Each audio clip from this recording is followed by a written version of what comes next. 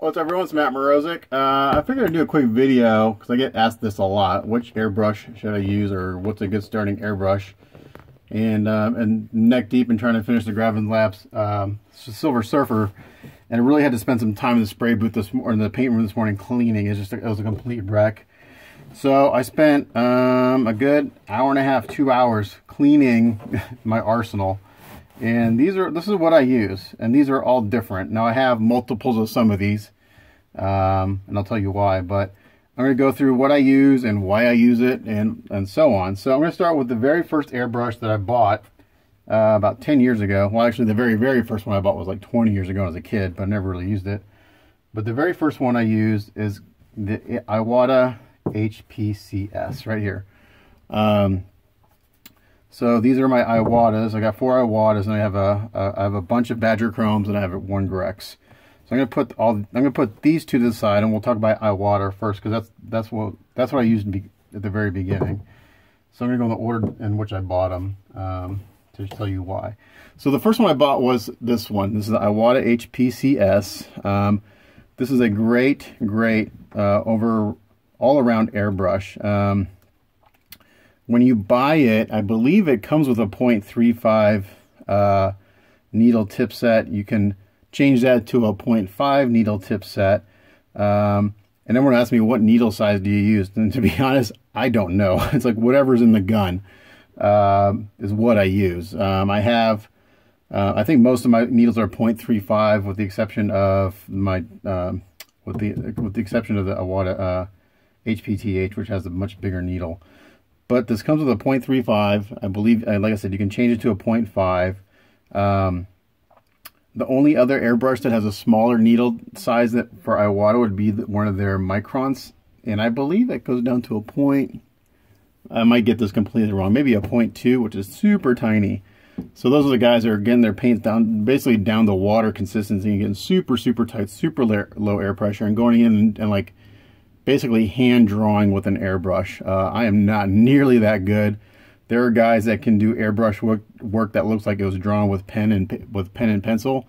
I'm nowhere near that. Those guys are just crazy, insanely talented, and years and years of practice. But for a beginner airbrush, this is one of 2 that I recommend for a beginner airbrush. The other one is the Badger Chrome. I recommend this one because this is the first one I ever bought that I really got a lot of use out of. I actually have 2 of these. This is the newer of the 2. The other one, I actually have these are kind of my backups. I've got 3 more in here. Only one of which is ready to spray. The other 2 I need parts for. This was the very first HPCS I ever bought. Like I said, 10 years ago. I just cleaned it. It's been beat to hell.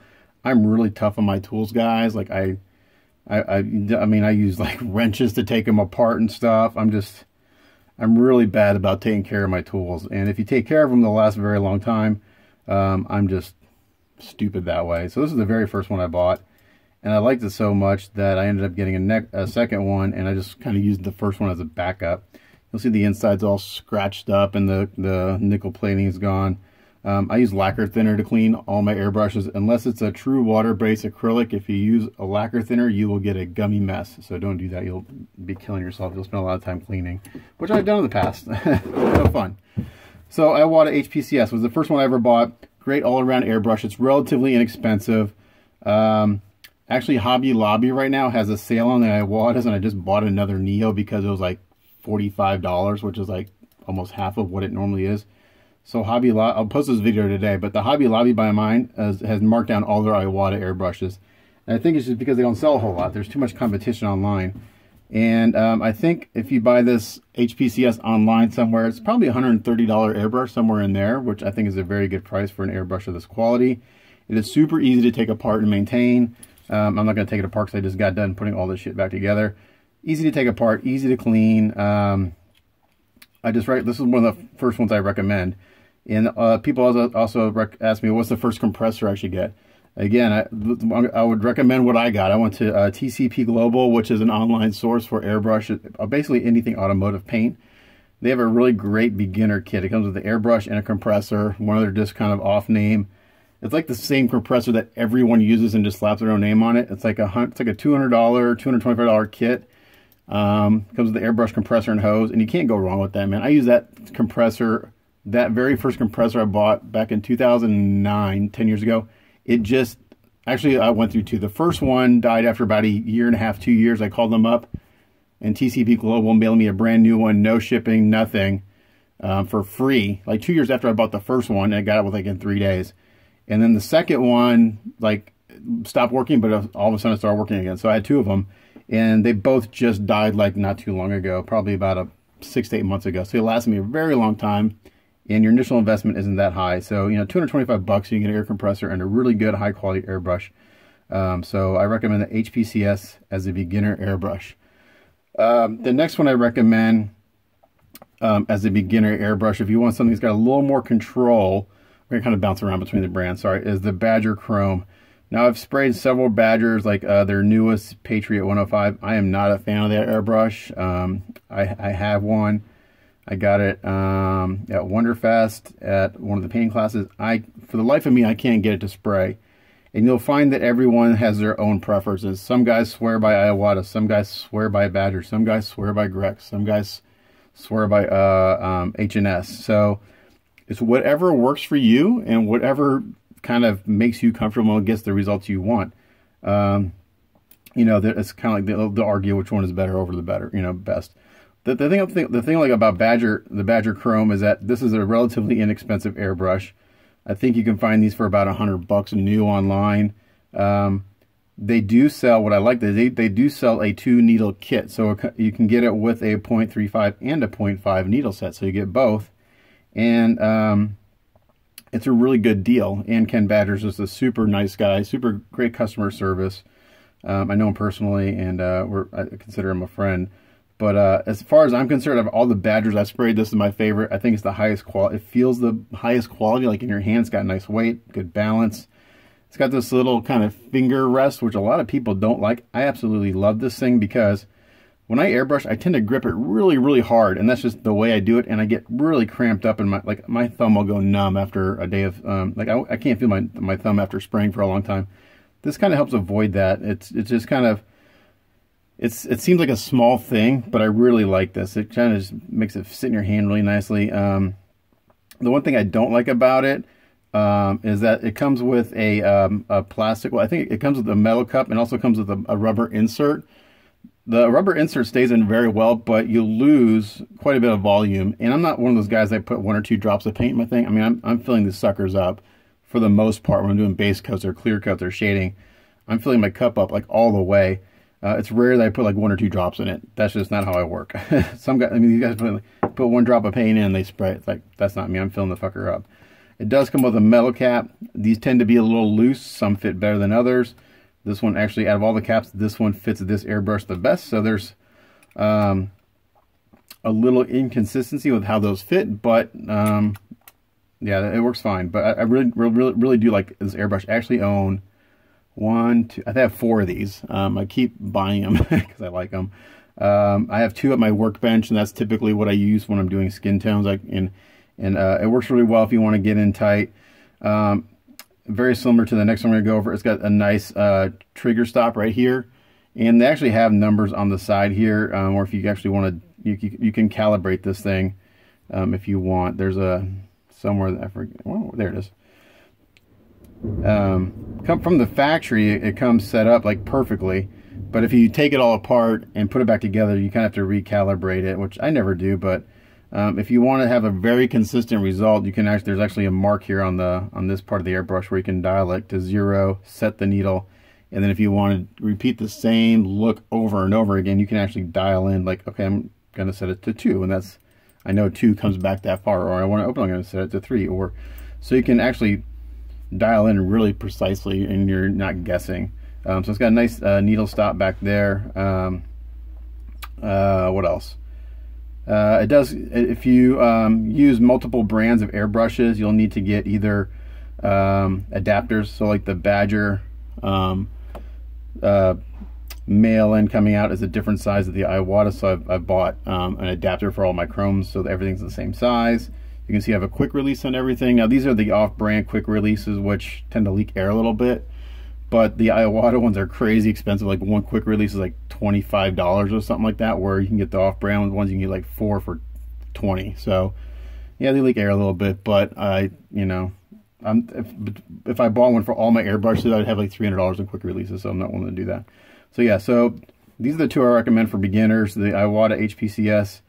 And if you want a little more control and you want to kind of learn more nuances with airbrushing, I recommend the Chrome, especially the Chrome 2 needle set, where you get the 0.35 and the 0.5 set. So those are the two beginner airbrushes I recommend.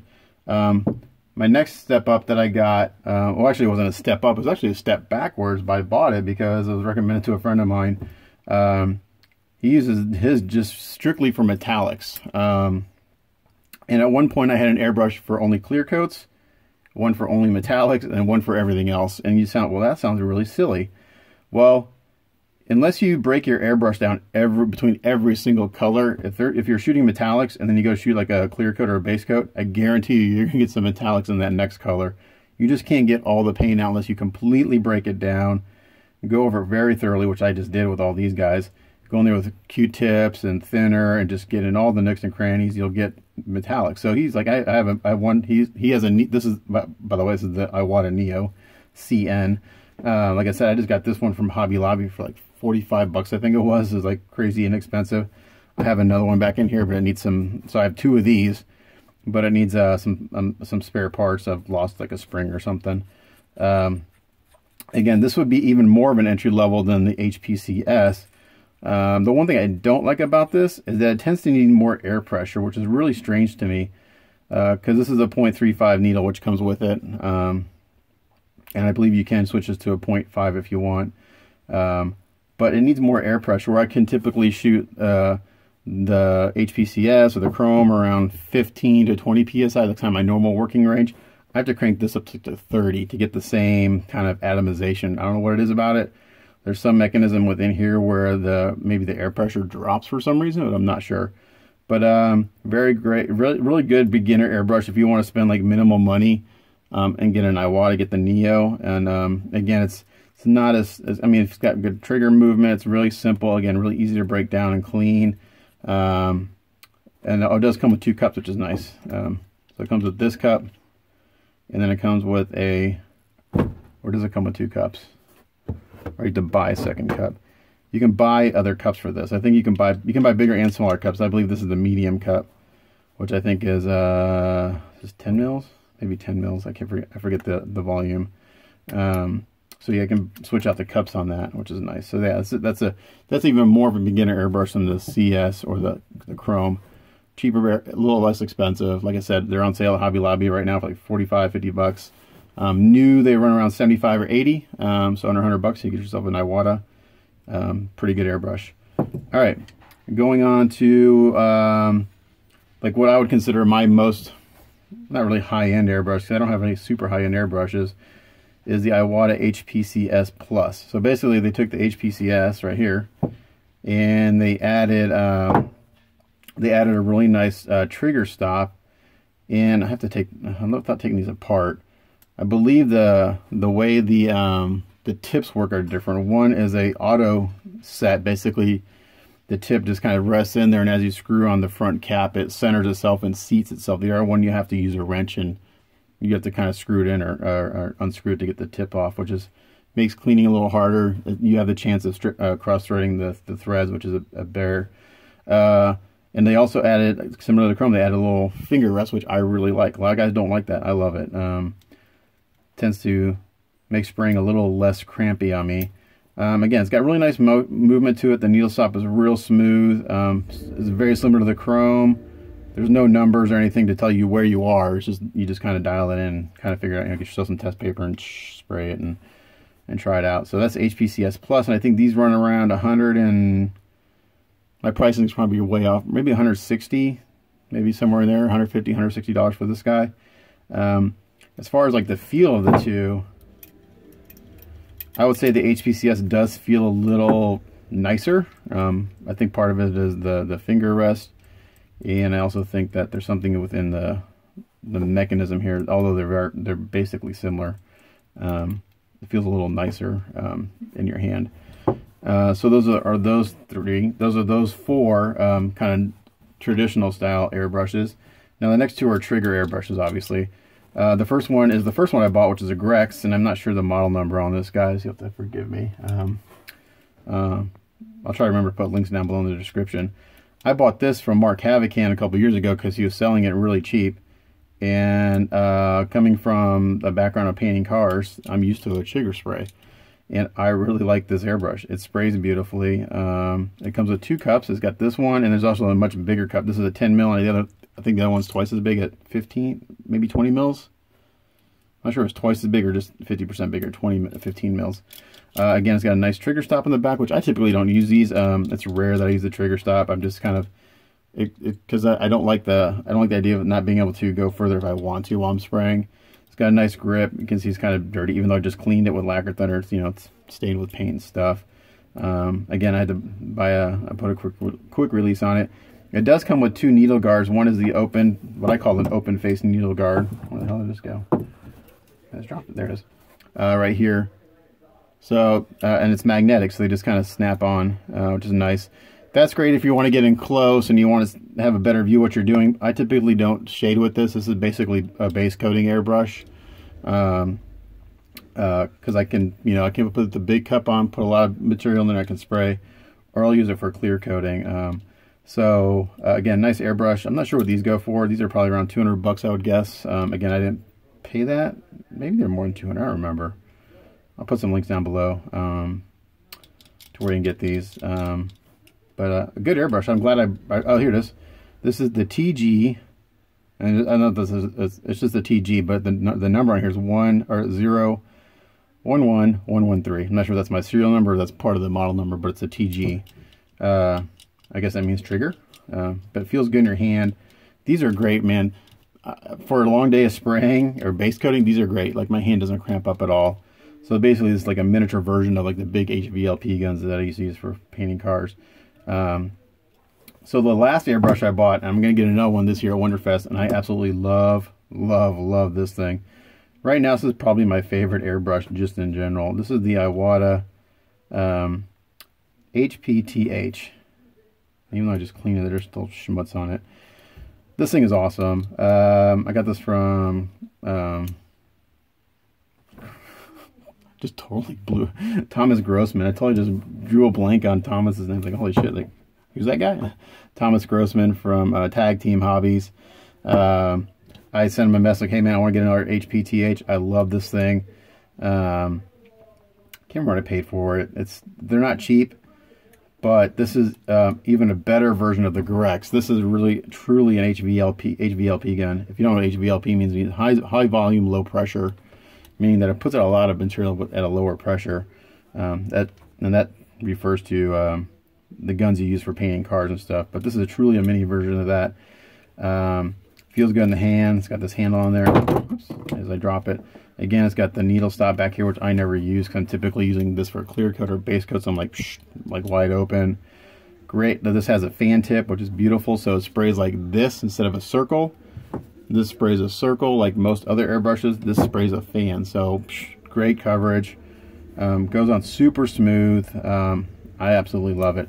It's got the Iwata Mac valve for macro air pressure control. So basically, you can set your air pressure in your gun to, like, let's say you're working PSI is like 20, but you need to crank it down for something. So you just control it here, and then you can really crank it down to what you want.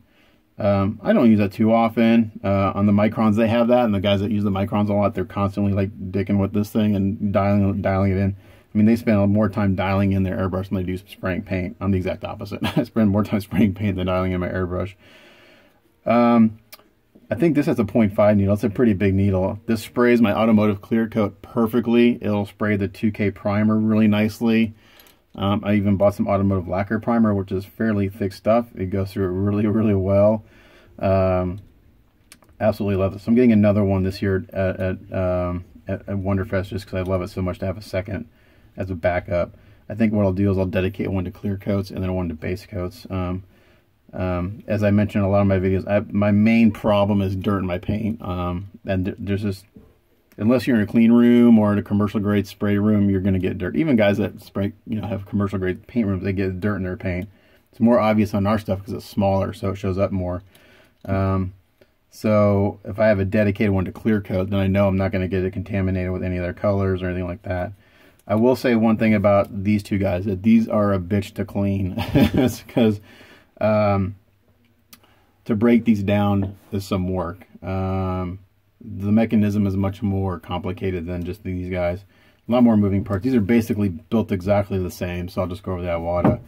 But you have this, since you don't have a direct trigger for the air, it's like it's also like a single action airbrush, meaning that, or it's not really a single action, I shouldn't say that.